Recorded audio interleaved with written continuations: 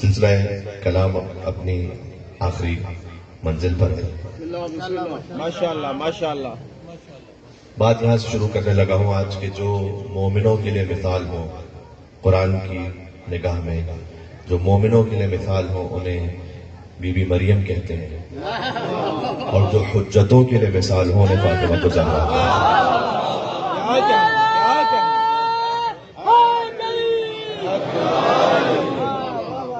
سورہ تحریم ہے، 66واں سورہ ہے. 6 اور 6 کے عدد سے یاد رہے گا 12، عدد ترکیبی ہو جاتا ہے 12. 6 اور 6 66واں سورہ، اور اس سورے میں 12 ہی آیت ہیں.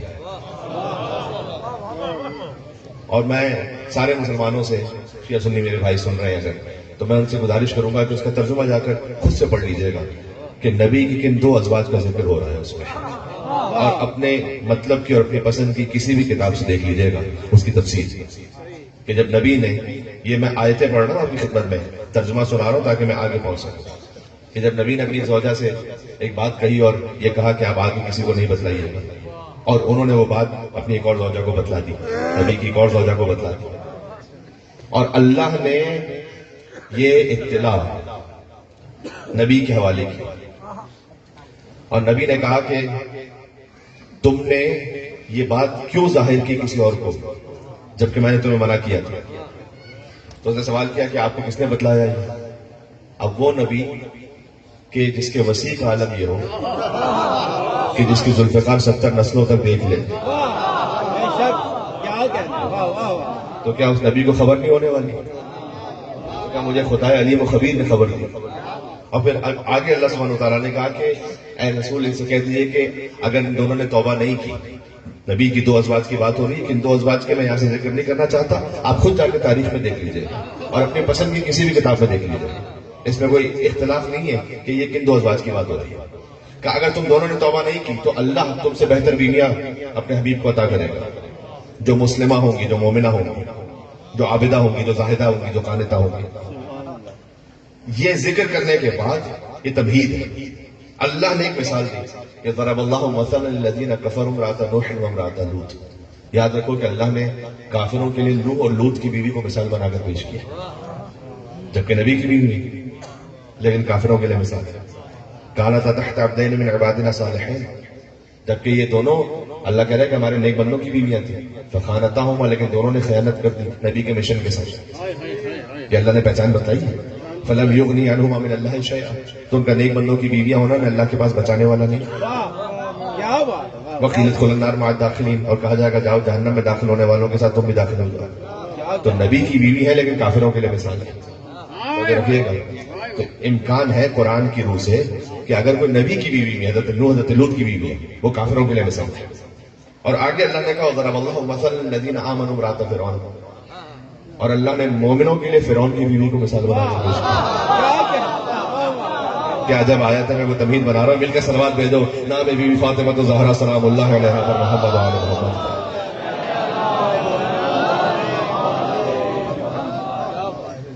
دیکھو قرآن قیامت تک کے لیے کتاب ہے نا، رہنمائی ہدایت، تو وہاں ہر طرح کے خاندان کی مثال موجود ہے. دونوں شر پر ہو، شوہر اور زوجہ دونوں شر پر ہو، اس کی مثال سے قرآن میں. بچے کو سورہ یاد ہے، میرے ساتھ پڑھنا. بسم اللہ الرحمن الرحیم. تبت یدا ابی لہب وتب ما اغنی عنہ مالہ وما کسب سیصلی نارا ذات لہب وامرأتہ حمالۃ الحطب فی جیدہا حبل من مسد. ابو لہب اور اس کی بیوی کی مثال دی اللہ، دونوں شر پر. ہمارے ہاں تو رشتہ داری کبھی معیار رہی نہیں. رسول کا سگا چچا بھی اگر ہے، اب تاریخ میں اختلاف ہے کہ وہ کیا رشتہ داری بنتی ہے، لیکن بہرحال اگر رسول کا چچا بھی تب بھی اگر عداوت رسول کے ساتھ کہ ابو لہب تیرے ہاتھ ٹوٹ جائے. اور اگر کوئی فارس ایران کا رہنے والا بھی ہے لیکن اطاعت رسول میں کامل ہے تو سلمان و منا اہل البیت، سلمان اور اہل بیت میں سے.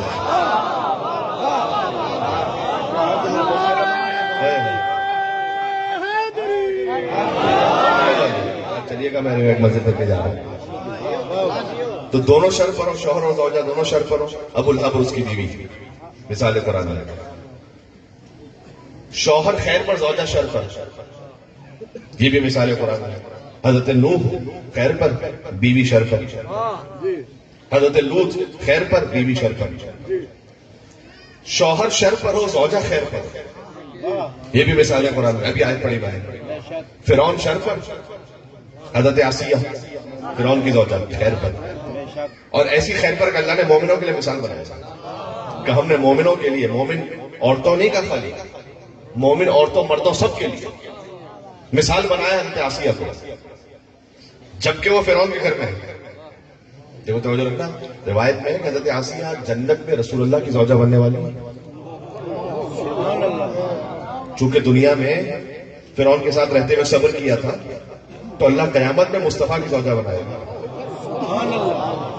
ایک جملہ کہہ رہا ہوں اشارہ، تو ہو سکتا ہے کہ مصطفیٰ نے بھی صبر کیا ہوگا کسی کے ساتھ رہتے ہوئے.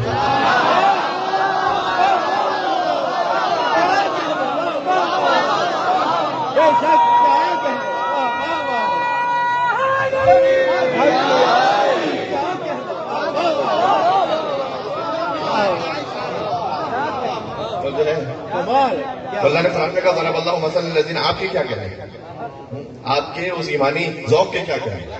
یہ فرش ادا امام حسین علیہ السلام کا صدقہ. تو دیکھیں میں اپنے کہنے کا ذمہ دار ہوں، آپ کی سوچ کا ذمہ دار نہیں ہوں، بس جو سمجھ رہے ہیں وہ سمجھ رہے ہیں انشاءاللہ سے. تو ضرب اللہ مثلا للذین آمنوا امرأۃ فرعون، اللہ نے مومنوں کے لیے فرعون کی بیوی کو مثال بنایا. جبکہ اس قالت رب ابن لی عندک بیتا فی الجنہ، وہ فرعون کے محل میں ہے، اس زمانے کا سب سے طاقتور انسان، لیکن وہ فرعون کے گھر میں رہتے ہوئے انسپائر نہیں وہاں سے. کہہ رہی پروردگار تو جنت میں میرے لیے گھر بنا دے، ونجنی من فرعون وعملہ، مجھے فرعون اس کی کرتوتوں سے تو بچا لے. فرعون کے ساتھ دل سے راضی نہیں ہے. ونجنی من القوم الظالمین، مجھے ظالمین کی قوم سے بچا لے. تو حضرت آسیہ ہے مثال مومنوں کے لیے. میں نے عرض کیا دونوں شر پر ہیں، ابو لہب اس کی زوجہ، شوہر شر پر زوجہ خیر پر. فرعون حضرت آسیہ، شوہر خیر پر زوجہ شر پر. حضرت نوح ان کی بیوی، حضرت لوط ان کی زوجہ، دونوں خیر پر ہیں. شوہر بھی خیر پر، زوجہ بھی خیر پر، بلکہ خیر کی معراج پر. اللہ نے قرآن میں کہا مرج البحرین یلتقیان، سورہ رحمان میں بینہما برزخ لا یبغیان، ہم نے دو بہتے ہوئے سمندروں کو ملا دیا آپس میں. قرآن تو اسی طرح سے بات کرتا ہے، اس کی تفسیر میں آپ کی خدمت میں عرض کرتا ہوں. مرج البحرین یلتقیان بینہما برزخ لا یبغیان، ان کے درمیان ایک برزخ ہے، حد فاصل، کہ کبھی بھی ایک دوسرے سے تجاوز نہیں کر سکتے. فبأي آلاء ربكما تكذبان، تو تم اپنے رب کی کون کون سی نعمتوں کو جھٹلاؤ گے. یخرج منهما اللؤلؤ والمرجان، ان سمندروں سے ہم نے لؤلؤ بھی خارج زبان، تو تم اپنے رب کی کون کون سی نعمتوں کو جھٹلاؤ گے. جا کر دیکھیے کہ علامہ جلال الدین سیوطی نے لکھا اپنی کتاب میں، جو عالم اسلام کے بہت بڑے مفسر ہیں. انہوں نے لکھا کہ حضور بکر نے فرمایا کہ یہ جو دو سمندر جنہیں اللہ نے ملا دیے، ہما علی و فاطمہ،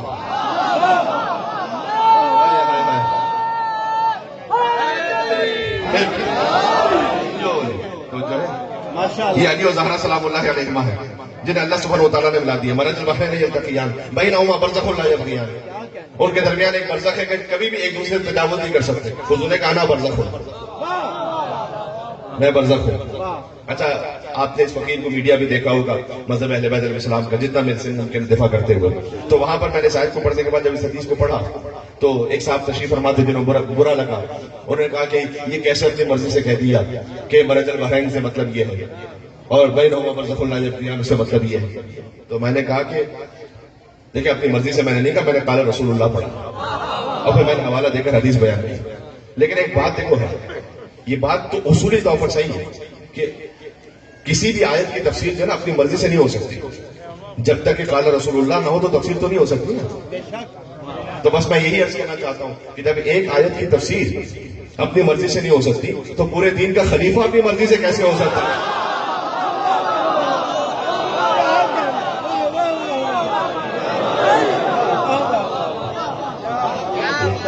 جب ایک آیت کی تفسیر نہیں ہو سکتی تو پورے دین کا. تو مرج البحرین یلتقیان، ہم نے دو سمندروں کو ملا دیا، علی علم اور حکمت کا سمندر، سیدہ طہارت و عصمت کی سمندر. اللہ نے ایسے ملا دیا کہ بینہما برزخ لا یبغیان. حضور نے کہا درمیان میں ہوں جو ان دونوں کو جوڑنے والا ہوں. فبأي آلاء ربكما تكذبان، تو تم اپنے رب کی کون کون سی نعمتوں کو جھٹلاؤ گے. یخرج منهما اللؤلؤ والمرجان، لولو کہتے ہیں سرخ موتی کو، مرجان کہتے ہیں سرخ موتی کو. لولو سے مراد امام حسن علیہ السلام ہے. مرجان سے مراد امام حسین علیہ السلام ہے. کبھی یہ علائے ربکما تکذبان, تو تم اپنے رب کی کون کون سی نعمتوں کو جھٹلاؤ گے. دیکھو یہ وہ خانوادہ ہے کہ جس کا پورا ذکر قرآن میں اللہ نے کیا.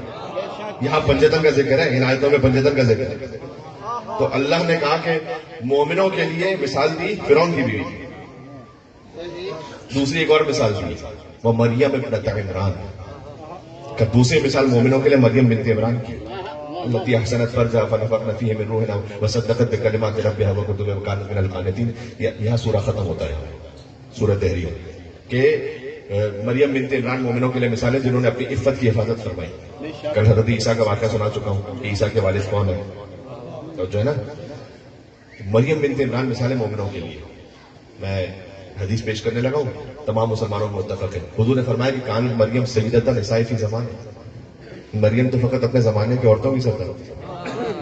اما ابنتی وہی فاطمہ, جبکہ میری بیٹی فاطمہ تو زہرا سیدۃ النساء العالمین من الاولین والآخرین.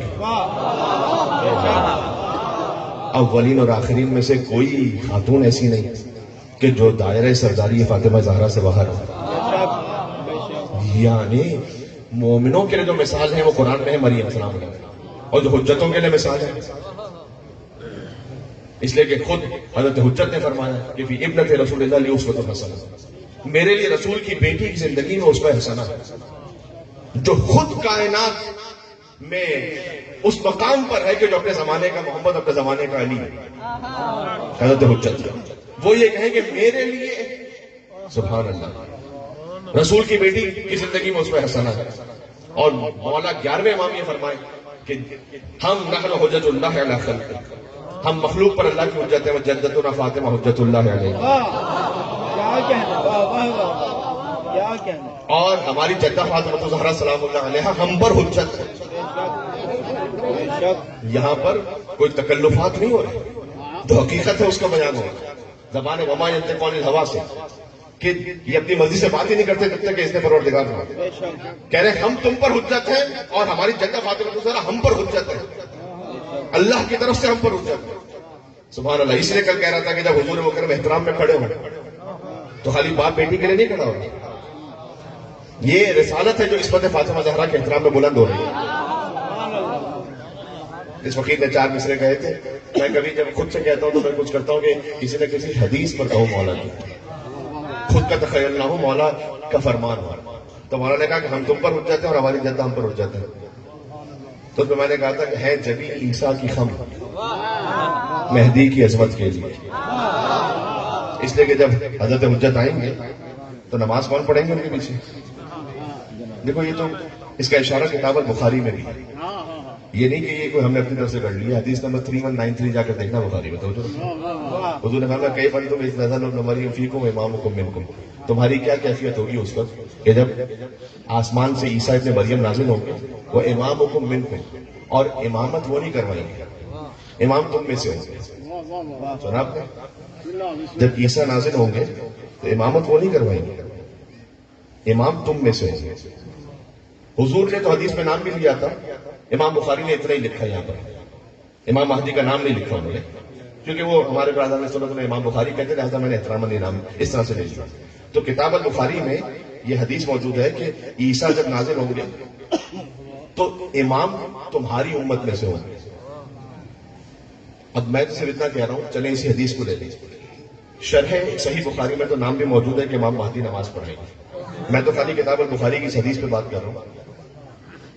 مجھے مسلمانوں کے کسی بھی فرقے میں, ہمارے بریلوی بھائیوں, دیوبندی بھائیوں, اہل حدیث بھائیوں, کوئی بھی ہو, شیعہ سنی سب میں کوئی ایک یہ کہہ سکتا ہے کہ میں عیسیٰ روح اللہ کا امام بنوں. جب عیسیٰ آئیں گے نا تو چونکہ امام ہماری امت میں سے ہوں گے تو میں بنوں گا عیسیٰ کا امام. نہیں کہہ سکتا کوئی. ایک جملہ کافی ہے, اس لیے کہ عیسیٰ کا امام بننے کے لیے کم سے کم مردے کو زندہ کرنے آنا چاہیے. میری بات پہنچ رہی ہے. یہ تو نہیں ہو سکتا کہ جو مردے کو زندہ کر دے وہ پیچھے نماز پڑھ رہا ہے, اور جو زندے کو بھی دیکھ کر میدان جنگ میں بھاگ جائے وہ آگے بڑھ رہا ہے. ایسا تو نہیں ہو سکتا.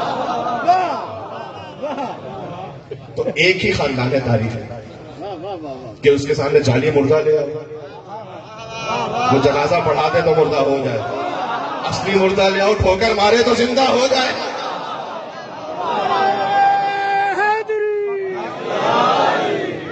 کے ساتھ دل بولا علی مولا علی مولا. میری آواز سے آپ کی آواز بلند ہونی چاہیے. زبر کے ساتھ دل بولا علی مولا علی مولا. ہر ایک میزان پر تولا علی مولا علی مولا. نعرہ حیدری. تو جو رکھنا میں ایک مسجد میں جائے ماشاء اللہ.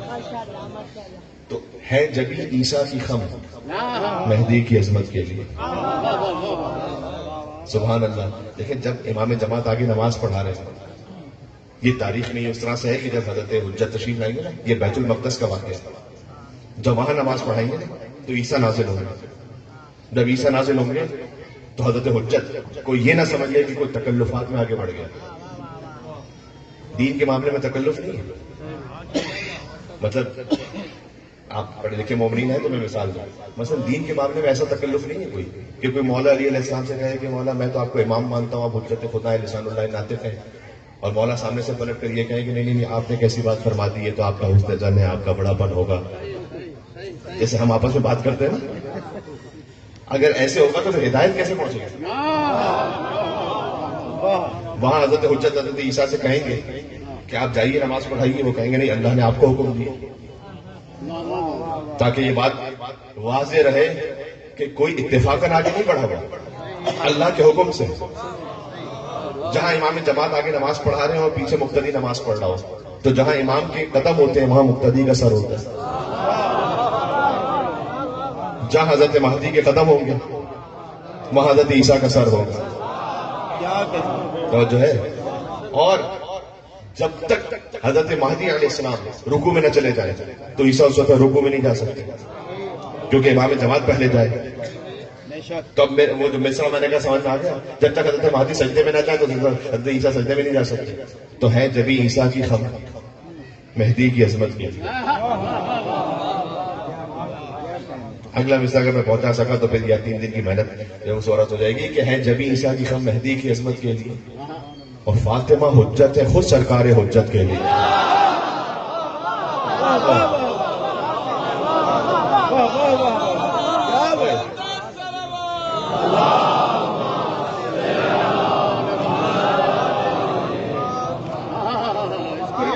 ایک منزل اور چلیں گے، 2 منزل اور پڑھو ساتھ میں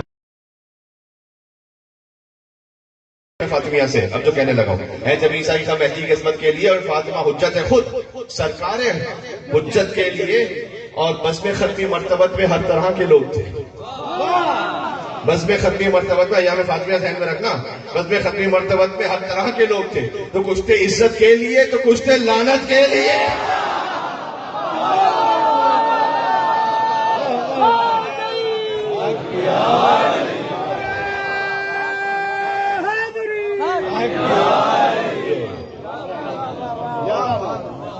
تو ہمارے یہاں جو معیار ہے نا وہ معیار یہی ہے کہ سیدہ سلام اللہ علیہا ان کی خانوادی سے کون وفادار رہا، یہی ولایت اور برات کا معیار ہے. یہی معیار جی، اور اللہ نے بڑا سامنے اور سادہ معیار دیا. جس کے دل میں یہ معیار آ جائے یقین فرماؤ وہ صراط مستقیم پر اس طرح سے رہے گا کہ کبھی گمراہ ہو نہیں سکتا ہوگا. سبحان اللہ. اچھا، جب حضرت حجت کے لیے بھی حجت ہے سیدہ کون، تو اب ہمیں سمجھ میں آتا ہے کہ کیوں حجتوں نے توسل اختیار کیا حضرت زہرا سے. حجتوں کا توسل، حضرت ابو طالب کا توسل میں نے تاریخ میں دیکھا ہے. ابھی بی بی دنیا میں تشریف نہیں لائی عالم انوار میں، اس وقت حضرت ابو طالب نے توسل کیا بی بی فاطمہ زہرا سے. ابو طالب کی بہو ہے، اور جو ہے ابو طالب کے دل کے لیے اللہ نے قرآن میں قسم کھائی، وَالضُّحَىٰ وَاللَّيْلِ إِذَا سَجَىٰ مَا وَدَّعَكَ رَبُّكَ وَمَا قَلَىٰ وَلَلْآخِرَةُ خَيْرٌ لَكَ مِنَ الْأُولَىٰ وَلَسَوْفَ يُعْطِيكَ رَبُّكَ فَتَرْضَىٰ أَلَمْ يَجِدْكَ يَتِيمًا فَآوَىٰ. دن کی روشنی کی قسم اور رات کی تاریکی کی قسم جب وہ چھا جائے، مَا وَدَّعَكَ رَبُّكَ وَمَا قَلَىٰ، آپ کے رب نے نہ کبھی آپ کو تنہا چھوڑا نہ کبھی تنہا چھوڑے گا. وَلَسَوْفَ يُعْطِيكَ رَبُّكَ فَتَرْضَىٰ، ہم تو آپ کو اتنا عطا کریں گے کہ آپ ہم سے راضی ہو جائیں گے.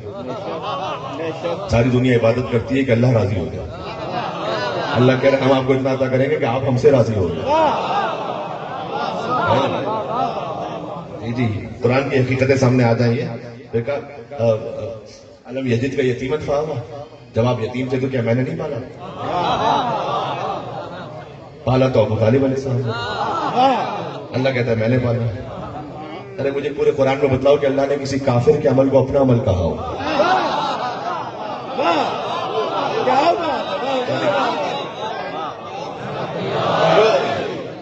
اللہ نے کہتے ہیں بھائی کلمہ نہیں پڑھا تھا, نکاح پڑھا تھا. تم نے پتہ نہیں کتنا پہنچا.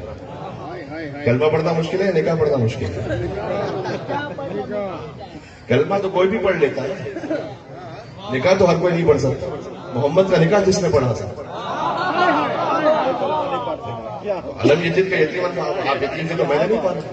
اللہ نے ابو طالب کے عمل کو اپنا عمل کہا. دیکھو ابو طالب علیہ السلام سے جو دشمنی ہے نا وہ فضیلت اور حسد کی دشمنی ہے. میں کہہ رہا ہوں ابو طالب علیہ السلام سے دشمنی ہے نا وہ خالی حسد کی دشمنی ہے. اس لیے کہ کافر پالنے کا موقع تو سارے بزرگوں کو ملا تھا.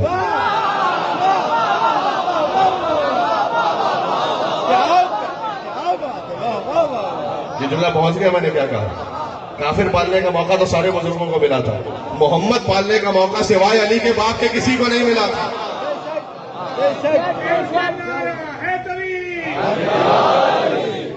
حیدر کی عداوت تمہیں کر دیتی ہے اندھا, تم توڑنے لگتے ہو شریعت کے حرم کو. ارے عمران کو کافر تو کہا, یہ بھی نہ سوچا بیت اللہ نے راستہ جو دیا کافر کے حرم کو.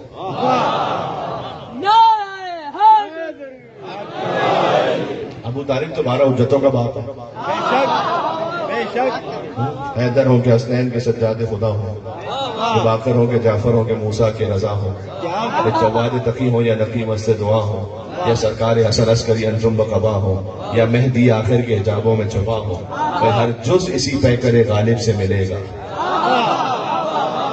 ہر جز اسی پیکر غالب سے ملے گا, اور ہر فرد کا شجرہ ابو طالب سے ملے گا.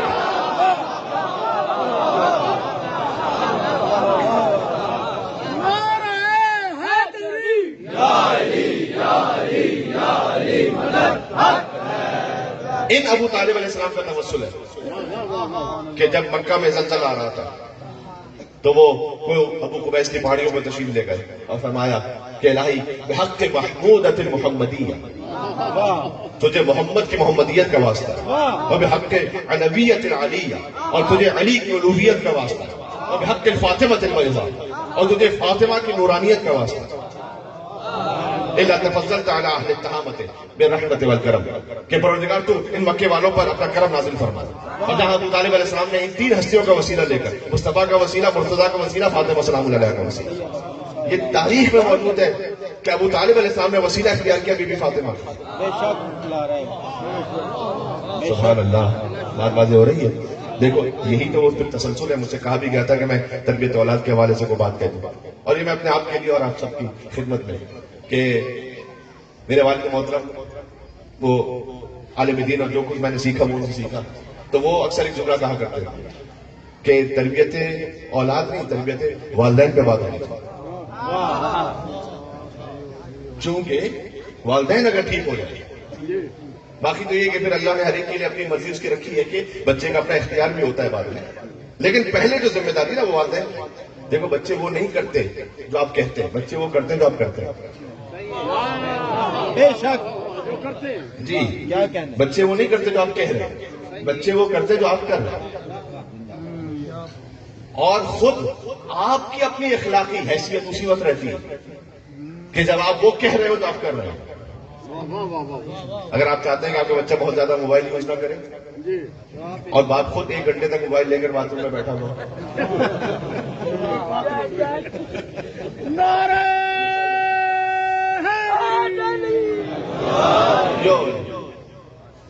تو آپ جتنا بھی کہہ دیجیے وہ بچے کو ایسا بھی ہونے والا, اس لیے کہ وہ خود دیکھ رہے ہیں. آپ بچے سے کہہ رہے ہیں کہ وہ نماز پڑھے, لیکن جب تک خود اول وقت پہ نہ کھڑے ہوں. تو پہلی بات تو یہ ہے کہ جب تک خود نہ سدھار لیں انسان اپنے آپ کو, اس وقت تک وہ کیا آگے تربیت کر سکے. دوسرا یہ کہ مولا نے فرمایا, ویسے تو زندگی کے ہر معاملے میں, لیکن جب بچوں کے ساتھ بات کرو خاص طور پر تو ہمیشہ سچ بولو, جھوٹا بولو کبھی. مولانا اجد اللہ کا آگے کہ اس لیے کہ بچے تمہیں اپنا رازق سمجھتے ہیں، اگر تم ان سے جھوٹ بولو گے تو وہ اصل رازق کے بارے میں بدگمان ہو جائے گے۔ دیکھیں آخری دن ہے، پھر میں نے پتہ نہیں کب آنا ہے آپ کی خدمت میں، لیکن یہ کہ جو سب ماما میں اس کی ذمہ داری تھوڑی سی بتا دوں۔ مولانا نے فرمایا کہ تم اپنے بچوں کے ساتھ جھوٹ نہیں بولو، سچ بولو۔ اب مولانا ہم تو اپنے بچے کے ساتھ کبھی بھی جھوٹ نہیں بول سکتے، نہیں، آپ گھر سے باہر جا رہے ہیں، بچہ لپٹ گیا، مجھے بھی لے کے جائیں، مجھے بھی لے کے جائیں، آپ نے کہا بیٹا میں 2 منٹ میں آ رہا ہوں اور آنے والے 2 گھنٹے بعد، یہ بھی جھوٹ ہے۔ آپ ضروری نہیں کہ ہر سچ اس کے سامنے بولیں گے، ہو سکتا ہے کچھ باتیں آپ نہ بول سکیں، لیکن جھوٹ نہ بولیں کم سے کم۔ اگر سچ نہیں بول سکتے تو خاموش رہیں۔ اگر آپ نے 1 مرتبہ کہا، 2 مرتبہ کہا بیٹا میں 2 منٹ میں آ رہا ہوں، اور آپ 3 گھنٹے بعد آئے، بیٹا کل لے کر جاؤں گا، پھر نہیں لے کر گئے، یہ دلا دوں گا لیکن پھر نہیں دلایا، نہیں دلا سکتے نہ کہیں وعدہ۔ جب آپ نے بار بار اس سے ایک وعدہ کیا، بار بار اس سے کیا اور نہیں پورا کیا، پھر آپ نے اس سے کہا بیٹا نماز پڑھو تو ثواب بہت ملے گا، تو یقین کرے گا آپ کیا؟ یہ مولانا نے فرمایا کہ اگر تم اپنے بچے کے ساتھ جھوٹ بولو گے نا تو اصل رازق کے بارے میں بدگمان ہو جائے گا کہ پتہ نہیں جو ہمارا باپ دین کے بارے میں بھی بات کر رہا ہے وہ ٹھیک بات کر رہا ہے یا نہیں۔ تو جو ہے تو ایک تو یہ کہ سچ بولیں، اور سچ بولنے میں خود ہمیں اپنے کردار کو ٹھیک کرنا پڑے گا۔ بچہ فوراً آپ کے پاس آ گیا کہ بابا آپ کیا دیکھ رہے تھے، اگر آپ کو غلط چیز دیکھ رہے ہیں تو آپ سچ بولیں گے تو پھر بول نہیں سکتے وہاں پر، اور جھوٹ بولیں گے تو پھر اس کا الگ نقصان ہے۔ تو جتنا خود اپنے آپ کو جو بہتر بنا لے، پہلا مرحلہ تو یہ ہے آپ کا اخلاق ٹھیک ہو، آپ کی زبان سچی ہو، انشاءاللہ آپ کی نگاہ پاکیزہ ہو۔ جی، اس کے بعد جوان یہ پوچھتے ہیں، آج کل چونکہ بہت زیادہ فیلڈز بھی اوپن ہے اور گلوبل ولیج ہے، سوشل میڈیا کا زمانہ ہے، کہ جب جوان اب آگے بڑھ رہے ہیں تو مول صاحب کون سی فیلڈ میں جائیں، پڑھائی کی جو اہمیت ہے وہ بھی اپنے لفظ جب نازل ہوا ہے اقرا پڑھو۔ اب میں آپ سے ایک بات کہوں، جوان ہم سے پوچھتے ہیں کہ مولانا صاحب اس وقت کیا پڑھیں، آئی ٹی پڑھیں، سائنس پڑھیں، کامرس پڑھیں، اے آئی اس وقت ہے کیا پڑھیں؟ اس کا جواب جو ہے نا بڑا لطیف ہے۔ اللہ نے کہا اقرا پڑھو، یہ نہیں کہا کہ کیا پڑھو، جو پڑھنا چاہتے ہو پڑھو، اقرا بسم ربک، پڑھو رب کے نام سے۔ ڈاکٹر بننا چاہتے ہو رب کے نام سے بنو۔ بعض لوگ تو اتنا پڑھ لکھ جاتے ہیں، ایسا خناس دماغ میں بھر جاتا ہے کہ اپنے والدین کے سامنے غرور کرنے لگتے ہیں، اپنے باپ ہی کو کہتے ہیں کہ آپ کو کیا پتا۔ یہ نہ کہو، اس لیے کہ وہ باپ اگر نہ ہوتا نا اپنی محنتیں اور زحمتیں اٹھاتے ہوئے تو تم آج اس مقام پہ نہ پہنچے ہوئے۔ بدترین اولاد وہ ہے کہ جو پلٹ کے ماں باپ کو جواب دیتے۔ جی، تو آپ اگر پڑھ لکھ گئے ہیں تو اللہ کا شکر ادا کریں کہ آپ کو اللہ نے ایسے والدین عطا کیے۔ تو اقرا پڑھو، پڑھو، جوانوں سے میں کہہ رہا ہوں جتنے یہاں پر موجود ہیں داہنے بانے، آپ پڑھیں لیکن رب کے نام سے پڑھیں۔ آپ ڈاکٹر بن جائیں نا، رب کے نام سے آپ نے پڑھا تو پھر انسانیت کا درد ہوگا دل میں۔ آپ لائر بنے، آپ بزنس کریں، آپ جاب کریں، جو کریں رب کے نام سے کریں۔ سورہ اقرا شروع ہوتا ہے اقرا بسم ربک الذی خلق، اس کی جو آخری آیت ہے وہ آخری آیت پڑھوں گا نہیں عربی ورنہ سجدہ واجب ہو جائے گا، تو خالی ترجمہ پڑھ رہا ہوں۔ سجدہ یہ ہے کہ سجدہ کرو، آخری آیت یہ ہے کہ سجدہ کرو اور رب سے قریب ہو جاؤ، ترجمہ یہ ہے یعنی پڑھائی وہ کرو کہ جس کا آغاز رب کے نام سے ہو، جس کا اختتام سجدے پر ہو اللہ کے نام۔ پھر جو پڑھنا ہے پڑھو۔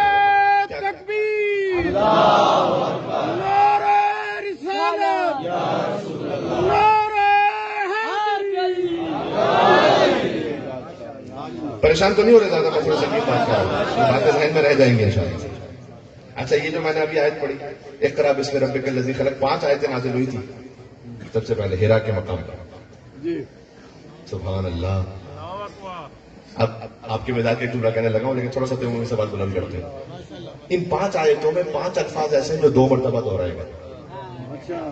اقرا بسم ربک الذی خلق، خلق الانسان من علق، اقرا وربک الاکرم۔ اقرا 2 مرتبہ آ گیا، پھر سے سنیے گا، اقرا بسم ربک الذی خلق خلق الانسان من علق، اقرا وربک الاکرم، 2 مرتبہ رب آیا لفظ. پھر سے سنیے گا، اقرا بسم ربک الذی خلق خلق الانسان من علق، 2 مرتبہ خلق آ گیا. اقرا بسم ربک الذی خلق خلق الانسان من علق، اقرا وربک الاکرم الذی علم بالقلم علم الانسان ما لم یعلم، 2 مرتبہ انسان آ گیا.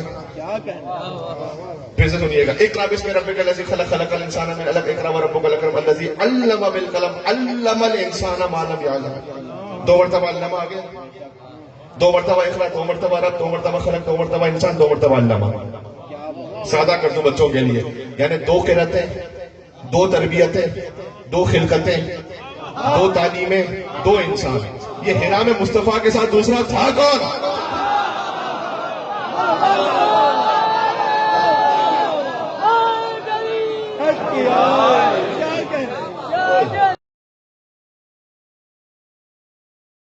نعرہ حیدری کہتے ہیں نا، یہاں سے آپ کی آواز شاید نجف تک پہنچ جائے.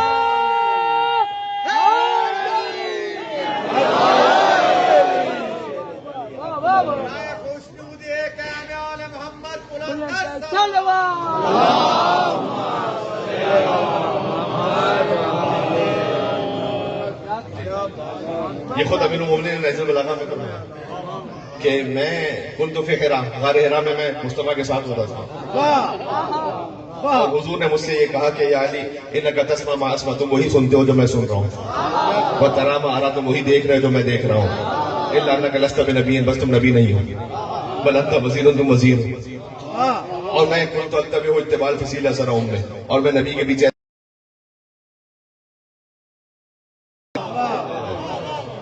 ایسا ہو تو مصطفیٰ کا وسیع ہو، ایسا ہو تو محمد جیسا ہو. من کنت مولا فہذا علی مولا کا مطلب یہی ہے. جی تو میں بات کو آگے بڑھا رہا ہوں، بس ایک منزل تک لے جا رہا ہوں. تو تربیت کے لیے سب سے اہم بات یہ ہے کہ آپ کا، ہمارا، اپنے لیے بھی کہہ رہا ہوں، ہماری اپنی زبان صاف ہے، ہماری اپنی نگاہیں صاف ہے. دوسری بات ایک اور بھی بڑی اہم ہے قرآن کی نگاہ. یہ سیمینار کا موضوع ہے، لیکن میں چاہ رہا ہوں مجلس میں کسی حد تک آ جائے. بچے کے سامنے جو ہے نا، آپ کبھی بھی منفی انداز سے بات کر کے اسے بات نہ سمجھائیں. منفی لفظ جس حد تک ممکن ہو نہ کہیں بچے کے سامنے. مثلا یہ نہ کہیں کہ جھوٹ نہ بولو، بلکہ یہ کہیں کہ سچ بولو. یہ میں نے کیا لفظ کہا؟ منفی لفظ نہ کہیں بچے کے سامنے جس حد تک ممکن ہو. کتنے ہی والدین ایسے ہوتے ہیں کہ جو یہ کہہ رہے تھے کسی اور کے سامنے کہتے ہیں. نہ کہیں، بچے کی اپنی عزت ہے، سینسٹی ہے کہ ہمارا بچہ تو جو ہے نا وہ پڑا رہتا ہے، وہ بولتا نہیں ہے، وہ کہتا نہیں ہے، وہ ایسا ہے، وہ ویسا ہے، یہ بڑا شرارتی، یہ بڑا بدتر. کسی اور کے سامنے بچے کے لیے ایسا نہ کہیں. آپ الگ سے سمجھائیں بچے، اس کی شخصیت پہ برا اثر ہے. میں آپ کو ایک مثال دوں، نبی تو معصوم ہوتا ہے، یہ کوئی غلط، کوئی حرام نہیں ہوا، لیکن ایک بات قرآن میں آئی ہے. یوسف علیہ السلام کے بھائیوں کو حسد تھا، انہوں نے کہا کہ ہم یوسف کو لے جا رہے ہیں اپنے ساتھ. یعقوب علیہ السلام سے پوچھا، یعقوب علیہ السلام نے کیا کہا؟ مجھے ڈر ہے کہیں بھیڑیا نہ کھا جائے. یہ خیال ان کے دماغ میں آیا کہاں سے؟ انہوں نے کہہ دیا یہ جو خیال آ گیا. اچھا یہ کر سکتے ہیں، یہ کہیں نہ، کوئی منفی بات نہ کہیں سامنے. اس کا ذہن جتنا ہو سکتا ہے مثبت رکھے. تو جو ہے جی سبحان اللہ. یہاں تو عصمت کا معیار وہ ہے کہ امام حسن علیہ السلام بھی آئے تو بی بی سوال کرے کہ میرے بابا نے کیا بتلایا تھا، جبکہ حسن مصطفیٰ بھی معصوم، مطلق معصوم، پوچھیں کہ میرے بابا نے کیا بتلایا تھا، بی بی پوچھیں. یعنی اس کا مطلب ہے کہ جب مجلس میں بچے ہوں اور آپ گھر واپس جائیں تو پوچھیں کہ آج کیا بتلایا گیا تھا، تاکہ آپ بھی غور سے سنیں، بچہ بھی غور سے سنیں. بچہ جب قاری صاحب کے پاس سے واپس آئے، ساری ذمہ داری ان کی نہیں کہ پورا دن وہ سمجھائے، آپ کو بھی سمجھائے. تو آپ پوچھیں کہ بیٹا آج کیا سمجھایا تھا، آج کیا بتایا تھا. یہ سنت سیدہ ہے کہ وہ مولا حسن سے پوچھیں کہ آج میرے بابا نے کیا بتلایا تھا. اور مولا حسن علیہ السلام جب بتلانے لگے ایک موقع پر زبان پر لقمہ تو اور پھر فوراً یہ کہیں کہ آج مجھ سے بھی زیادہ کوئی افضل مجھے سن رہا ہے، اور پردے کے پیچھے علی کے نبی طالب موجود.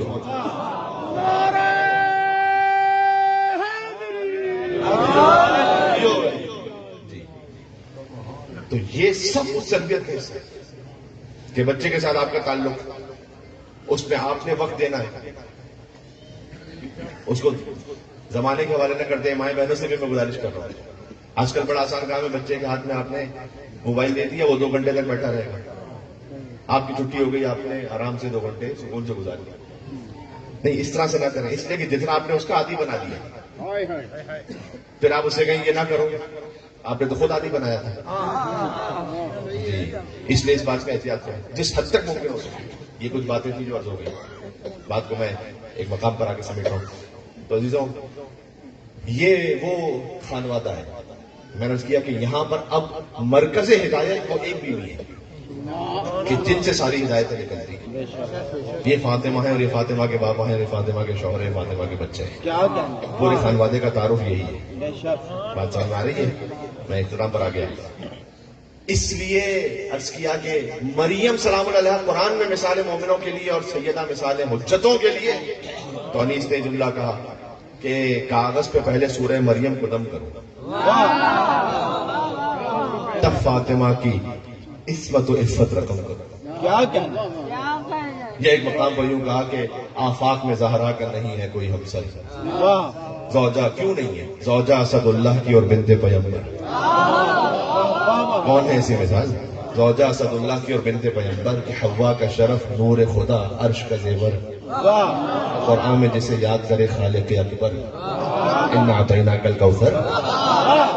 قرآن میں جسے یاد کرے خالق اکبر. پھر بیت کہتے ہیں ثانی کوئی زہرا کا نہ ہوگا نہ ہوا ہے. کیا عجب مصرع کا ہے، ثانی کوئی زہرا کا نہ ہوگا نہ ہوا ہے. ہاں، حضرت زینب کو جو کہیے تو وجہ ہے.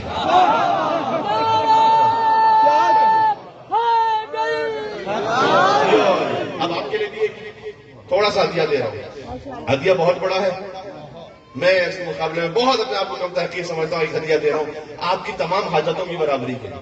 مجھ سے 2 دن میں کتنے ہی مومنین نے پوچھا کون صاحب رزق کی وسعت کے لیے، مریضوں کی شفا یابی کے لیے. تو میں ایسا آپ کو مختصر سا نسخہ لیکن بہت زیادہ عمیق اور گہرا. بعض لوگ اس وہم و گمان میں ہوتے ہیں کہ مولانا سے کوئی بات پوچھے تو اگر انہوں نے کہا کہ آپ سورہ قل هو اللہ احد کو پڑھیں نماز کے بعد، تو آپ کے دل میں اتنا جانا، ارے اتنا سا ایسا وظیفہ بتا دیا بس. وہ کیا سمجھتے ہیں کہ اگر مولانا یہ کہتے ہیں نا کہ آپ کالی مرغی کو لے کر کو ذبح کریں اور کلیجی کو لے کر قبرستان میں یوں چھوڑیں اور وہاں پر، تو ان کو یقین آئے گا کہ مولانا نے کوئی بڑا خاص نسخہ بتایا. مشکل یہ ہے کہ ہمارے یہاں پر یہ جو کہتے ہیں سورہ قل هو یہ تو ہم پڑھتے ہی ہیں، کچھ اور بتائیں. نہیں، میں آپ کو ایک وظیفہ بتلا رہا ہوں. ظاہر ہو سکتا ہے مختصر ہے لیکن اس میں پورا دین بھی ہے یقین کا. بے شک. بے شک. اور وہ ہے سیدہ سلام اللہ علیہ پر ایک خاص انداز سے درود. آپ اس وظیفے کو اس طرح سے کریں 100 مرتبہ. کسی بھی پریشانی کے لیے، اور اگر کہیں زندگی اور موت کا اتنا بڑا مسئلہ بن جائے کہ جو آپ کی زندگی کے لیے بہت ہی مشکل ہو رہا ہو، تو 520 مرتبہ. اور وہ ذکر یہ ہے کہ اللہم صلی علی فاطمہ و ابیہا و بعدہا و بنیہا. واہ.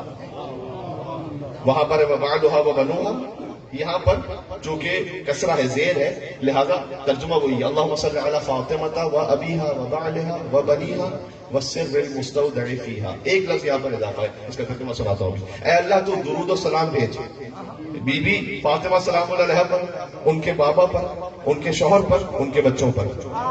والسر المستودع فیہا، اور اس راز پر جو تو نے حضرت سیدہ میں رکھا، یعنی مولا امام زمانہ علیہ السلام.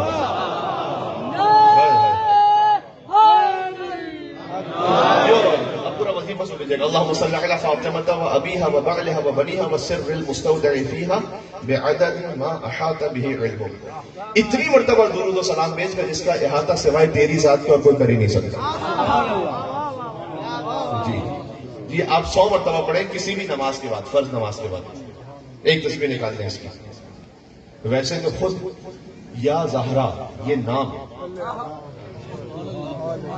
اہل بیت کے ناموں کی جو تاثیر ہے نا، کل سنا چکا سنیں جی. خالی نام 110 مرتبہ. آپ کبھی ایسا ہوتا ہے کسی مشکل میں سے گرفتار ہو جاتے ہیں کہ تسبیح نکالنے کا بھی آپ کے پاس موقع نہیں. کسی ایسے اہم کام میں، انٹرویو میں ہے، کہیں اور جگہ پر ہے، آپ کسی سخت مشکل میں اس وقت، یا کسی سخت حاجت کے وقت، آپ کے پاس اس وقت یہ موقع نہیں کہ آپ مصلی پہ جا کر تسبیح نکالیں. آپ یقین فرمائیے گا کہ یا فاطمہ، یہ نام ہو بیوی کا، عدد ہو مولا علی کا 110 مرتبہ. یہ ہے مرج البحرین یلتقیان. کیا کہنا ہے، واہ. یا فاطمہ کا 110 مرتبہ، اور پھر خدا سے حاجت طلب کریں. امکان ہی کیا کہ وہ حاجت پوری نہ ہو. بے شک. اس لیے، اور بیوی کے نام میں وہ تاثیر ہے، جب بھی اہل بیت کے ناموں پر آپ بات کریں نا تو 3 طرح کی لغتیں چیک کریں. ایک مسلمانوں کی لغت، ایک مومنوں کی لغت، ایک معصوموں کی لغت. کیا کہنا ہے. جو مسلمانوں کی لغت میں فاطمہ یعنی کسی شے کو کسی سے دور رکھا گیا.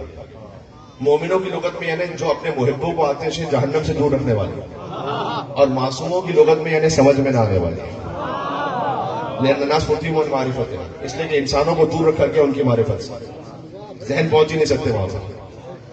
یہ یا فاطمہ، یہ ورد کریں 110 مرتبہ.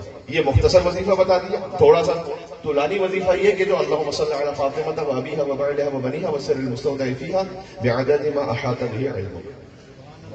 یہ مریضوں کی شفا یابی کے لیے بھی، مقروضوں کی قرض کی ادائیگی کے لیے بھی ہے، وسعت رزق کے لیے بھی ہے. اس میں ایک میری بڑی مؤدبانہ گزارش ہے، اور وہ یہ ہے کہ فجر کی نماز کی ضرور پابندی رکھیں. جزاک اللہ، جزاک اللہ. انہوں نے یہ کیا کہہ دیا آپ نے اپنی مشکلوں کے بعد؟ ماشاءاللہ. جی، بات تو یہی ہے. فجر کی نماز کی پابندی رکھا کریں. اللہ. بلکہ فجر کی نماز کے بعد آیت اللہ وحید خراسانی نے بھی کہا کہ آپ 11 مرتبہ سورہ قل هو اللہ احد کو پڑھنے کے عادی ہو جائیں گے.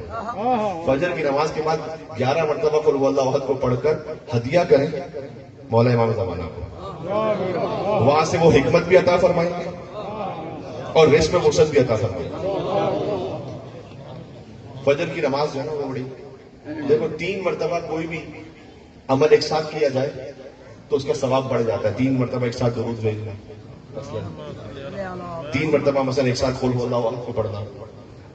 اب میں آپ سے ایک بات کہہ رہا ہوں، اچھا کوئی ایک نعرہ حیدری لگائے بھائی؟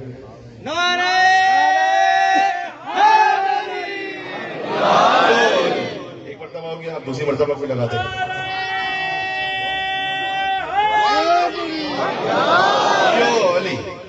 2 مرتبہ ہو گیا. اب جو تیسری مرتبہ لگانا ہے نا آپ نے، وہ فجر کو اٹھ کے لگانا ہے. ہاں یہ تو ٹھیک ہے، لیکن فجر والا الگ ہے.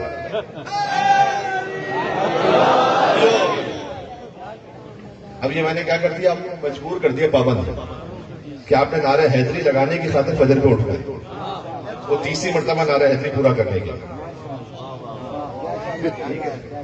جی،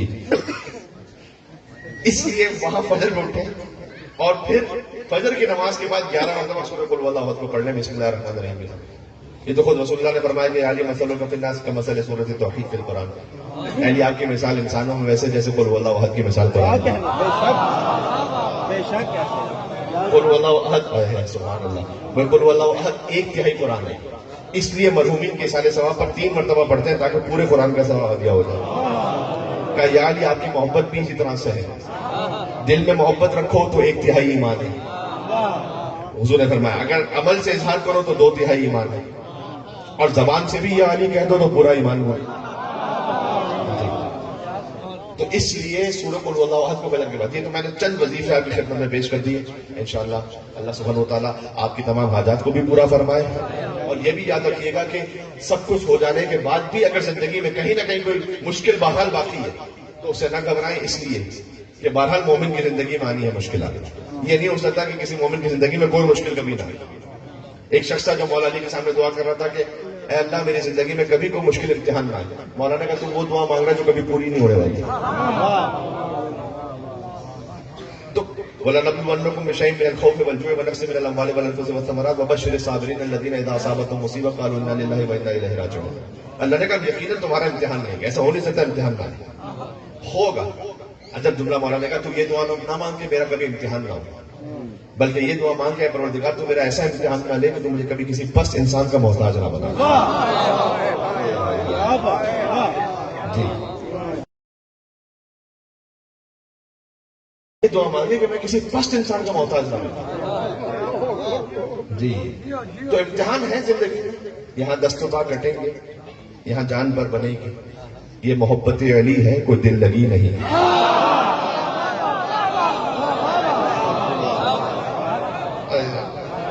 جی یہ علی کہنے سے کوئی امتحان تو آتا ہی ہے. جب کسی نے مولا کے سامنے بھی ان کا ذکر کیا، فضائل پڑے، مولا نے کہا کل سے امتحان کے لیے تیار ہو جائے. جی تو آپ کوشش پوری کریں، جدوجہد پوری کریں، پھر اللہ پہ توکل رکھیں. اللہ نے سورہ جمعہ میں کہا فَإِذَا قُضِيَتِ الصَّلَاةُ فَانتَشِرُوا فِي الْأَرْضِ. یہ بھی جوانوں کے لیے آخری پیغام. میں ایک فضائل کا نقطہ کہہ کے جا رہا ہوں مسائل کا. اللہ نے کہا جب تم نماز پڑھ لو فَإِذَا قُضِيَتِ الصَّلَاةُ فَانتَشِرُوا فِي الْأَرْضِ، تو زمین میں پھیل جاؤ، روزگار کماؤ، محنت کرو. سست جوان اللہ کو پسند نہیں. جو کوئی کام نہ کرنے والا، ہاتھ پر ہاتھ رکھ کے بیٹھ کر 10 گھنٹے جو ہے انسٹاگرام کی ریل خالی دیکھنے والا، اس کا نہ دنیا کا کوئی فائدہ نہ آخرت کا کوئی فائدہ. جی تو اپنا وقت یوں برباد نہ کریں سوشل میڈیا پہ بیٹھے بیٹھے، ایک حد میں رکھیں اسے. اور اللہ نے کہا جب نماز پڑھ لو زمین میں پھیل کے محنت کرو، کام کرو. وابتغوا من فضل اللہ. لیکن یاد رکھو اس محنت کے بعد کچھ حاصل ہو جائے تو اسے اپنی محنت کا کمال نہ سمجھنا، فضل خداوندی سمجھنا. مل کے صلوات میں جو نام ہے حیدر کرار علی بن ابی طالب علیہ السلام پر محمد.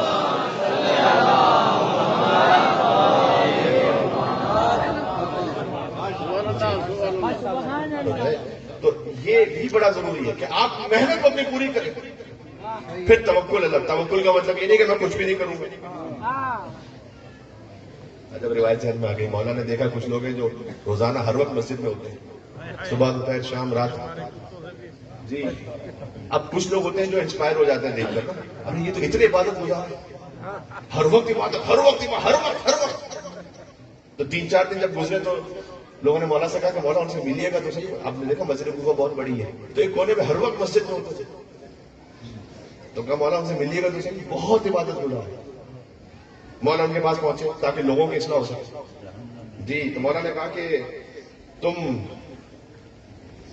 ہر وقت یہی ہوتے ہو تو پھر تمہارے کھانے پینے کا انتظام کہاں سے ہوتا؟ کہیں آج کوئی آ کے باہر سے دے دیتا ہے تو کھا لیتے ہیں، ورنہ جو ہے وہ نہیں کھاتے. مولا نے کہا وہ تو کوفہ کے کتے بھی یہی کرتے ہیں.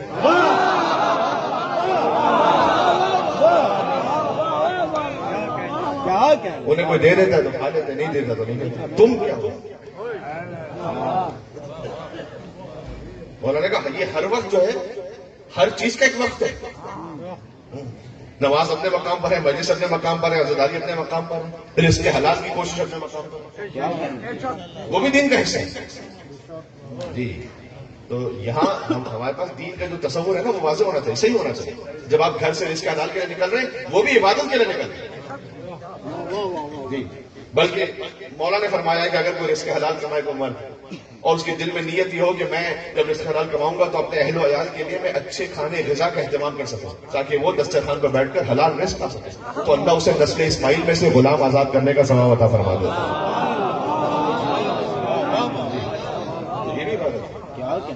تو آپ اپنے طور پر کوشش پوری کریں، اس کے بعد پھر نتیجے یہ وظیفے پڑھیں، دعا کریں، پھر اللہ کی رضا پر راضی ملے. بات تمام ہو گئی. جی عزیزوں، جیسا رہبر اور جیسا رہنما ہمیں ملا ویسا کائنات میں کسی کو نہیں ملا پورے دین کو سمجھا سکے. سبحان اللہ. اب وہ علی کہ جو رزق حلال کے لیے امام وقت کل کائنات کا بادشاہ ہوتے ہوئے بھی ایسی زحمت بھی اٹھائے، محنت بھی کرے، جو عبادت میں بھی اس منزل پر کہ ایک انگشتری دے تو آیت نازل ہو جائے، 3 روٹیاں دے تو 18 آیتیں نازل ہو جائے. اہل بیت نے 5 افراد نے روٹیاں دی ہیں، 3 روٹیاں اور آیت نازل 18 آیتیں، یعنی ایک وقت میں 5 روٹیاں 18 آیتیں. اللہ تعالی الانسان حين من الدهر لم يكن شيئا مذكورا ان خلق الانسان من نطفه امشاج نبتليه فجعلناه سميعا بصيرا ان هديناه السبيل اما شاكرا واما كفورا. یہاں سے شروع ہوتا ہے یہ سورہ پورا. اور ويطعمون الطعام على حبه مسكينا ويتيما واسيرا انما نطعمكم لوجه الله لا نريد منكم جزاء ولا شكورا. یہ وہ ہے کہ جو مسکین اور یتیم اسیر کو کھانا کھلاتے ہیں. خواجہ فرید الدین عطار نیشاپوری نے لکھا، ہمارے بریلوی مکتب فکر کے بہت بڑے شاعر، ان کا بڑا زیادہ احترام ہے. انہوں نے کہا کہ گزشتہ عظیم جہان وصف سنانش، ایک فارسی میں لفظ ہے سنان تلوار، اور ایک لفظ ہے سہنان، سنان اور سہنان. سہنان یعنی 3 روٹیاں، سنان یعنی تلوار. کہتے ہیں گزشتہ عظیم جہان وصف سنانش، علی کی تلوار کی مدح کرنا اس جہان کے بس سے باہر ہے، واہ واہ واہ. اور علی کی 3 روٹیوں کی مدح کرنا اس جہان کے بس سے بھی باہر ہے. کیا مثال لکھا ہے خدا کی قسم میں قربان ہو. گزشتہ عظیم جان وصف سنانش، سنان کی مدح کرنا اس جہان کے بس سے باہر. گزشتہ از آن جان وصف سہنانش، اور علی کی 3 روٹیوں کی مدح کرنا وہ اس جہان کے بس سے بھی باہر ہے. جی جی جی جی. تو ہمیشہ کوشش کریں اس قدر اللہ سبحانہ وتعالیٰ آپ کو عطا کرے کہ آپ دینے والے بنے انشاءاللہ. آگے جو آپ کو اللہ عطا کرے آگے پہنچانے والے بنے، اللہ کے بندوں میں تقسیم کرنے والے بندے. میں نے زحمت دی اور میں چاہتا تھا، لیکن آج یہ کچھ پیغامات تھے کہ جو آپ کی خدمت میں پہنچ جائیں. وہ دن نہ ملیں گے، وہ مقدر نہ ملے گا، اور کعبے کی قسم اب کوئی حیدر نہ ملے گا. بولو گے میرے ساتھ تو میں اختتام پر آ گیا. کعبے کی قسم اب کوئی حیدر نہ ملے گا، اور مل جائیں گی ایران و مصر و روم کی راہیں، اور دیوار میں کعبے کی مگر در نہ ملے گا، اور مل جائے گا چھپ کر کہیں رونے کا مقام. اب کون کہاں چھپ کر رو رہا تھا وہ تو میں تفصیل سے سنا نہیں سکتا، بس جو سمجھ رہے ہیں وہ سمجھ رہے ہیں. مل جائے گا چھپ کر کہیں رونے کا مقام.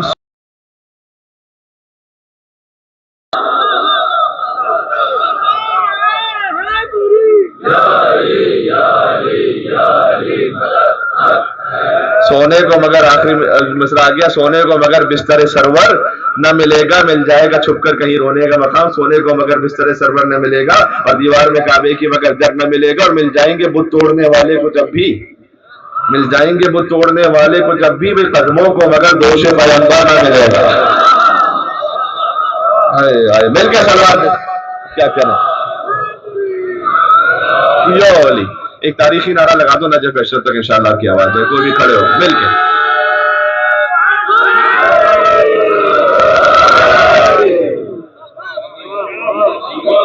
آپ کے کیا ہے جی؟ بات تمام ہو گئی، مجھے تقریباً 1 گھنٹہ بھی ہو گیا بات کرتے کرتے.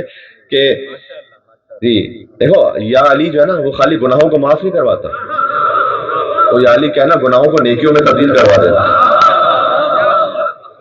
یبدل اللہ سیئات الحسنات، اللہ نے قرآن میں کہا اللہ کچھ لوگوں کے گناہ معاف کرتا ہے، کچھ کے گناہ نیکیوں میں بدل دیتا ہے.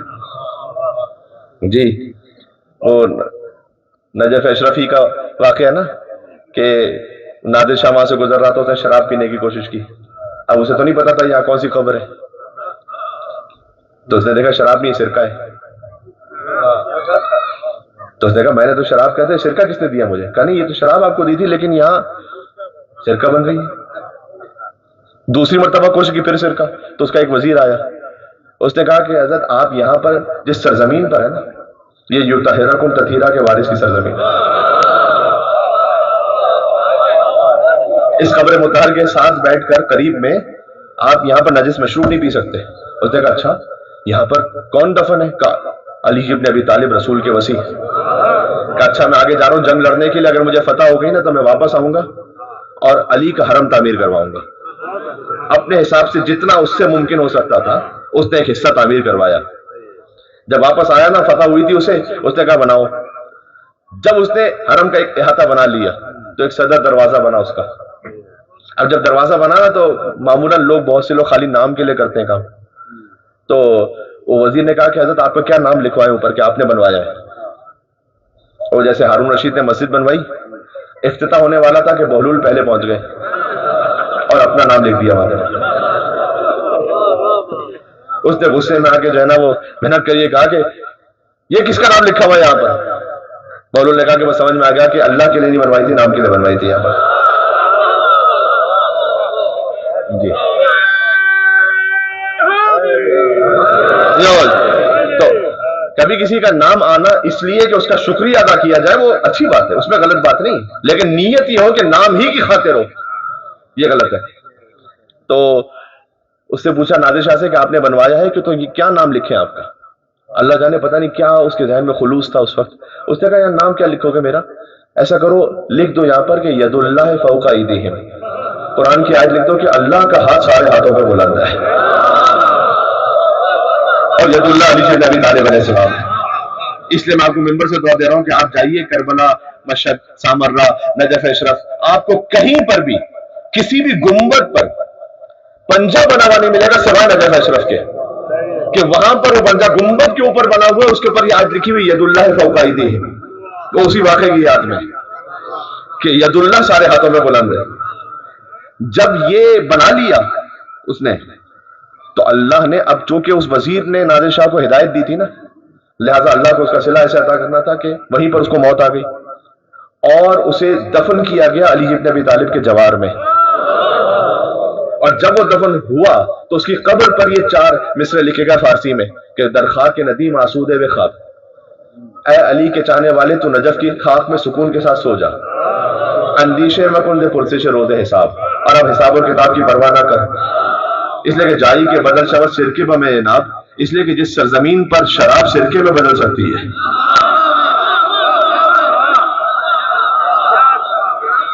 البتہ گناہ شبد مبدل بے ثواب، اس سرزمین پر گناہ ثواب میں کیوں نہیں بدل سکتا۔ تو میں یہ کہہ رہا تھا کہ مولا علی کی محبت خالی گناہ معاف نہیں کرواتی، گناہ کو نیکیوں میں بدلوا دیتی۔ حور علیہ السلام سے بڑھ کے کیا مثال ہوگی؟ اللہ نے خالی معاف نہیں کیا، اب عبداللہ حسین نے خالی معاف نہیں کیا، نیکیوں میں بدل دیا۔ کل تک جو ان جملوں میں ہو سکتا تھا، حور کو بھی معافی ملی ہے نام سیدہ سے، بس یہیں سے مصائب شروع ہونے لگے۔ اب احترام حضرت سیدہ حور کو بچا گیا کہ جب امام حسین کا راستہ بھی روکا اور امام حسین علیہ السلام کی سواری کی لگام کو پکڑ لیا اس نے، اور مولانا نے کہا سقلت کا اموں کا یا حور، اے حور تیری ماں تیرے غم میں بیٹھے، تیری یہ جرأت کہ تو حسین کی سواری کو روک لے گا۔ میں ہمیشہ دل میں سوچتا تھا کہ امام حسین رحمت للعالمین کریم ابن کریم ہے، رحمت العالمین کے نواسے ہیں، یہ کیسے ممکن ہے کہ امام حسین کسی کے لیے بددعا تو نہیں دے سکتے کہ تیری ماں تیرے غم میں بیٹھے؟ یہ امام نے کیوں کہا حور کو؟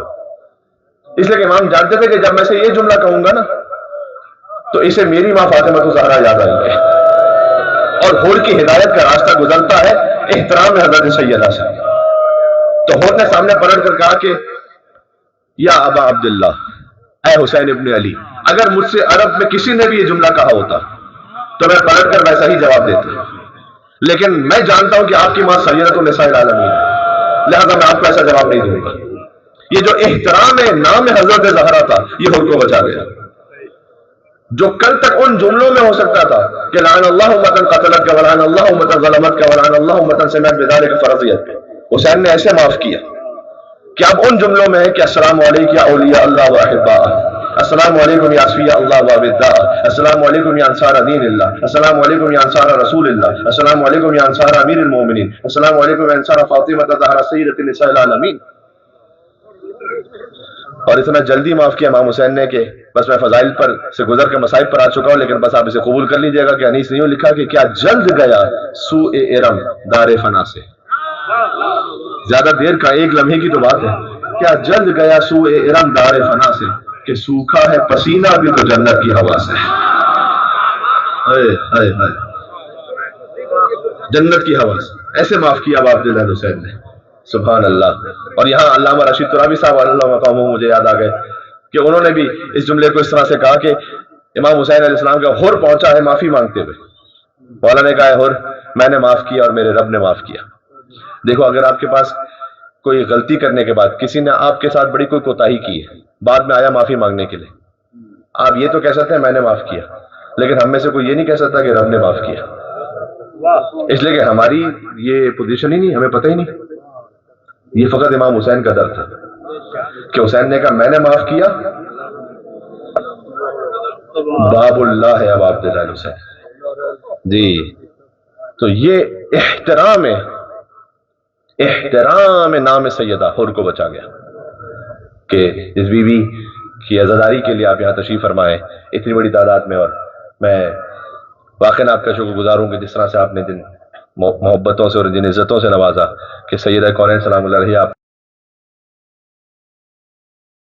مصائب کا آغاز تو وہیں سے ہے، اس لیے کہ اگر مدینہ میں زہرا کا در نہ جلایا جاتا تو کربلا میں کبھی حسین کے خیمے نظر آ جاتے. اگر مدینہ میں زہرا پر چلتا ہوا دروازہ نہ گرایا جاتا, اگر مدینہ میں محسن کو نہ مارا جاتا تو کربلا میں کسی کی جرأت نہ ہوتی کہ حسین کے علی اصغر کو تیر مار سکتا. اور اگر مدینہ میں علی کی گردن میں رسی باندھ کر علی کو نہ بلایا جاتا تو کسی میں جرأت نہ ہوتی کہ کربلا میں سید سجاد کے ہاتھوں میں ہتھکڑیاں اور پیروں میں بیڑیاں پہنا. سارے مصائب کا آغاز وہاں سے. لہٰذا علامہ مجلسی نے لکھا قتل الحسین بالمدینہ, حسین کو اصل میں مدینہ ہی میں مار دیا گیا. مولا حسن تو مدینہ کی گلی سے نہیں گزرتے تھے. مولا اس گلی سے کیوں نہیں گزرتے؟ کہا مجھے میرا بچپن یاد آ جاتا ہے. مصائب تو ایسے ہیں کہ زبان کہتے ہوئے رک جاتی ہے کہ جب میری والدہ پر وہ ظلم ہوتا تھا کہ میری ماں زمین پر گر جاتی تھی. یا فاطمہ الزہرا یا بنت محمد یا قرۃ عین رسول, اے رسول اللہ کی آنکھوں کی ٹھنڈک بیوی, آپ پر درود و سلام ہو کہ آنے والا جب آیا تو میں ایک ہی جملہ کہہ سکتا ہوں, آپ ہی نے خود بتلانا ہے اپنے بچوں کو. بس جب امام زمانہ علیہ السلام آئیں گے تو وہ کھل کے پھر نام بھی لیں گے اور پھر کھل کے وہ اس پر اظہار بھی. جب تک انہوں نے خود منع فرمایا بہت سی وجوہات کی وجہ سے, تو خالی میں واقعہ پڑھ سکتا ہوں کہ واخذت النار فی خشب الباب, کہ دروازے پر لکڑیاں جمع ہونا شروع ہوئیں. وَإِدْخَالِ قُنْفُذْ يَدَهُ, ایک نام میں نے لیا یہاں پر, اور اس لعین نے ہاتھ اندر بڑھایا. یروم فتح الباب, زور سے دروازے کو دھکا دیا. حتی اصاب بطنہا, یہاں تک کہ وہ دروازہ دل سیدہ پر گرا. وَهِيَ حَامِلَةٌ بِالْمُحْسِنِ لِسِتَّةِ أَشْهُرٍ, جبکہ حضرت محسن علیہ السلام کی شہادت ہونے لگی. بی بی نے فریاد کی, واہ ابتا واہ رسول اللہ, ابنتو کی فاطمہ تضرب و تکذب, اے میرے بابا اے رسول اللہ, آپ کی بیٹی, میری زبان میری رک رہی ہے یہاں پر, آپ کی بیٹی کو جھٹلایا بھی گیا. کیونکہ جب بی بی نے خطبہ دیا تھا تو جملہ کہا تھا کہ اعلموا انی فاطمہ, جان لو کہ میں فاطمہ ہوں اور خدا کی قسم میں جھوٹ نہیں بولتی. اللہ اکبر. صدیقۃ الکبریٰ سلام اللہ علیہا کو اپنے مصائب کے لیے جملہ کہنا پڑے, اس سے بڑی کیا مصائب کی کیفیت ہوگی کہ اپنی گواہی کے لیے بیوی کو جملہ کہنا پڑے. اور پھر بی بی ابنتو کی فاطمہ تضرب و تکذب, جب بی بی نے فریاد کی نا اپنے بابا کو کہ بابا آپ کے بعد آپ کی بیٹی کے ساتھ یہ ہوا تو مجھے معاف کرنا, ایک جملہ ایک لعین نے کہا. وہ جملہ میں سنا دیتا ہوں, یہ جملہ مصائب میں کم پڑھا جاتا ہے لیکن یہ علامہ مجلسی نے بحر الانوار میں لکھا اور علماء نے بھی لکھا کہ دعی ان کی یا فاطمہ ہو مقاتل نصار, بھی اس کی یہ ہے کہ فاطمہ میرے منہ میں خاک ہو جائے لیکن میں کیسے کہوں, نہ کہوں تو پھر بچوں تک کیسے پہنچے.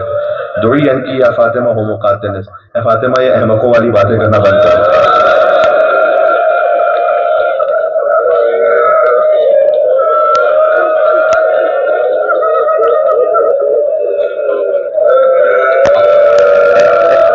خدا لعنت کرے اس پر کہ اس نے اپنی لات سے دروازے کو ایسے. سیدہ مدینہ کی گلیوں میں ہے. پھر کچھ لعین آئے اور آ کر کہتے ہیں علی سے کہ یا علی اپنی زوجہ سے کہو یا دن میں رویا کریں یا رات میں رویا کریں. ہمیں سیدہ کے رونے سے تکلیف ہوتی ہے. صبح کے وقت سیدہ کے گھر سے ایک عجب قافلہ نکلتا تھا, ایک طرف حسن ہے ایک طرف حسین ہے, درمیان میں فاطمہ الزہرا ہے. بی بی جنت البقیع جاتی تھی اور وہاں بیٹھ کر گریا کرتی تھی. مجھے نہیں پتا مجلس میں بی بی کیا پڑھتی تھی لیکن یہ جملہ تاریخ میں آ گیا کہ کہتی تھی بابا صبت علیہ مصائب, بابا آپ کے بعد اتنے مصائب آئے سیدہ پر کہ اگر روز روشن پر آتے تو تاریخ راتوں میں بدل جاتی. ایک منزل وہ آئی سیدہ کا جب بالکل وقت آخر آ گیا تھا بابا کو بتلانے کے لیے, بابا لقد ماتت ام, بس ہماری ماں دنیا سے جانے والی. ایکچولی وحید خراسانی مصائب پڑھتے ہوئے کہتے ہیں کہ علی اٹھے چلے اور گرے, پھر اٹھے پھر گرے, یعنی علی زہرا تک ایسے پہنچے جیسے حسین اکبر کے راشد تھا. اور بہت جگہ کلمینی یا زہرا, اے زہرا مجھ سے کلام کیجیے. ایک تحریر رکھی تھی بی بی کی وصیت, جتنے سید زادے موجود ہیں آپ کی والدہ کے مصائب, آپ کی جدہ کے مصائب پڑھو. اس تحریر میں بی بی کی وصیتیں تھیں، اور وصیت یہ تھی کہ یا ابوالحسن، اللہ نے مجھے آپ کے سپرد کیا تاکہ میں دنیا اور آخرت میں آپ کی زوجہ رہوں۔ فاطمہ شرمندہ ہے کہ طویل عرصہ آپ کی خدمت نہ کر پائی، لیکن جب میں دنیا سے چلی جاؤں تو میرے بعد ایک اور ازدواج کیجیے گا۔ بی بی نے ایک نام بھی لیا، ایک مستور کا، تاکہ میرے بچوں کو ماں کی کمی نہ محسوس ہونے پائے۔ اور یا علی دفنی وکفنی باللیل، مجھے رات میں دفن کرنا، ہائے ہائے ہائے، مجھے رات میں کفن لینا، اور لوگوں کو شرکت کی اجازت نہ دینا جنہوں نے سیدہ کا ناراض کیا۔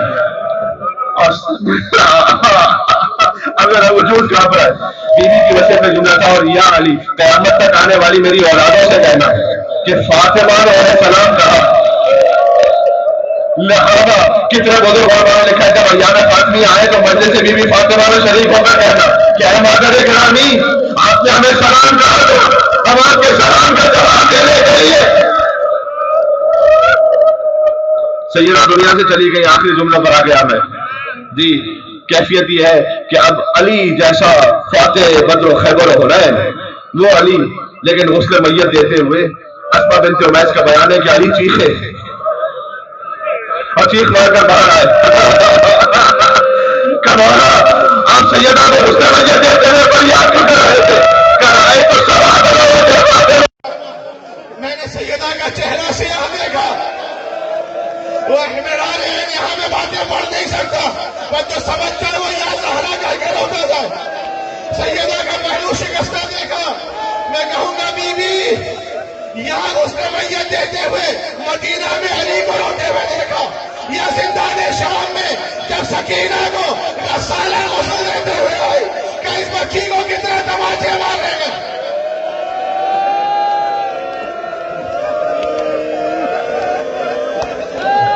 تھوڑا سا اور رولو بات تمام کر رہا ہوں۔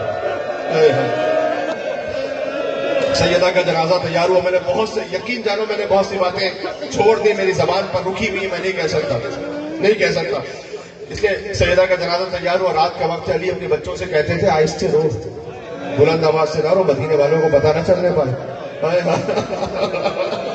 اچھا کبھی ایسا ہوتا ہے کہ آپ تشییع و تکفین میں ہوتے ہیں تو آپ میت میں اس طرح سے کہ دل گھٹ جاتا ہے، پھر آپ گھٹ جاتے ہیں، لیکن ایک مرتبہ جب کوئی دوبارہ سے اپنا عزیز ملتا ہے تو پھر اس سے گلے لگ کے پھر تھاڑے مار مار کے رونا۔ علی نے حسن حسین کو بھیجا، ادعوا ابا ذر، ابو ذر کو بلا لینا، سلمان کو بلا لینا، سیدہ کا جنازہ ہے۔ علی گھٹ کے بیٹھے ہوئے تھے، لیکن جیسے ہی دور سے سلمان کو آتا ہوا دیکھ، علی گلے لگ کر سلمان اللہ کی امانت واپس لے لی گئی۔ علی تنہا ہو گیا تھا، بچوں سے کہا کہ ماں کا آخری دیدار کر لو۔ بی بی زینب آگے بڑھی سلام اللہ علیہ، بی بی ام کلثوم آگے بڑھی، اب یہ کہ مولا حسن علیہ السلام آگے بڑھے، لیکن علامہ جوادی لکھتے ہیں کہ حسین ماں کے قدموں سے لپٹے ہوئے تھے اور کہتے تھے کہ بابا جب تک میری ماں مجھے خود نہ بلائیں۔ جب کچھ دیر گزری اور آواز نہ آئی تو حسین آگے بڑھے اور سیدہ سے کہا واہ غربتا، اب ماں آج آپ کا حسین اتنا غریب ہو گیا کہ حسین آپ کو بلانا چاہے اور آپ کا جواب نہ آئے، بس بندے کفن ٹوٹے، فاطمہ کے ہاتھ باہر آئے، حسین کو سینے سے لگایا، کہے میرے لال فاطمہ کے سامنے غربت کا ذکر نہ کرنا۔ میں کہوں گا بی بی آج علی ہے، حسن ہے، حسین کی زبان سے غربت نہ سنی گئی۔ کل کربلا کے میدان میں راوی کہتے حسین نے ایک طرف اکبر کے لاشوں کو، ایک طرف قاسم کے لاشوں کو رکھا، درمیان میں میرا مولا لیٹ گیا، کہتے تھے واہ غربتا، پروردگار آج تیرا حسین۔ اللہ مجلسی لکھتے ہیں کہ آسمان سے ملائکہ نازل ہوئے، کہ حسین کو جدا کر دو یا علی حسین کو جدا کر دو، اللہ کا حکم ہے، اس لیے کہ ملائکہ میں کوہرام بپا ہے۔ علی آگے بڑھیں گے، حسین کو ماں سے جدا کیا، لیکن کتنا پیار سے جدا کیا ہوگا۔ یہ حسین کا مقدر تھا کہ علی نے جدا کیا، وہ سکینہ کا مقدر تھا کہ شیبر نے جدا، اتنے تماچے مارے۔ بچی سوال کرتی رہی کہ میرے بابا کو پانی پلایا ہے۔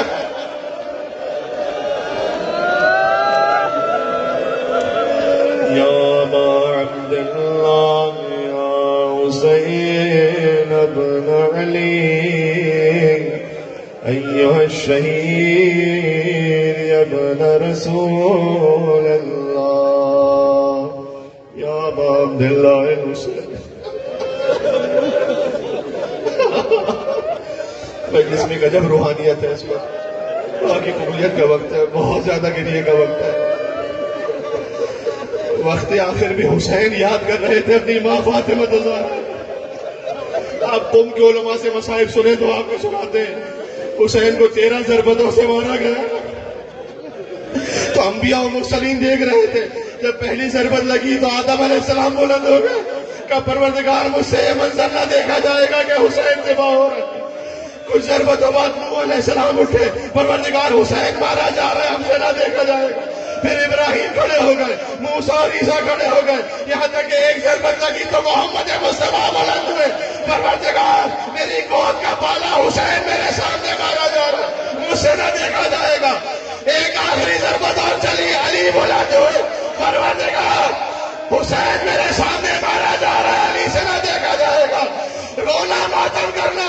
جب سب چلے گئے تو حسین کی آواز آئی, اماں. سب حسین کو چھوڑ کر جا رہے ہیں, آپ حسین کو چھوڑ کر نہ دو. حسین کا سر فاطمہ کی گود میں دے دو.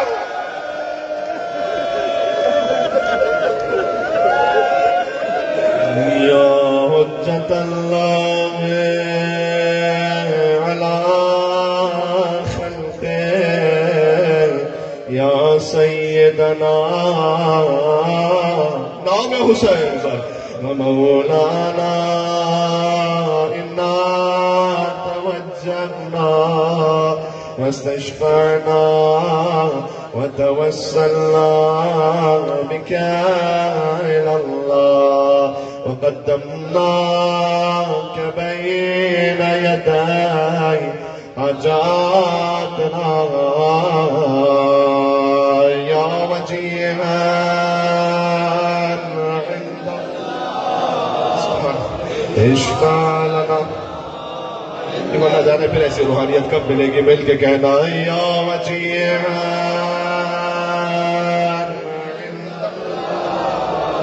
اشفع. اس کی جو حاجت ہے تھولی بھر کے جائے گا. آج آخری مرتبہ مل کے یا وجیہا عند اللہ اشفع لنا عند اللہ.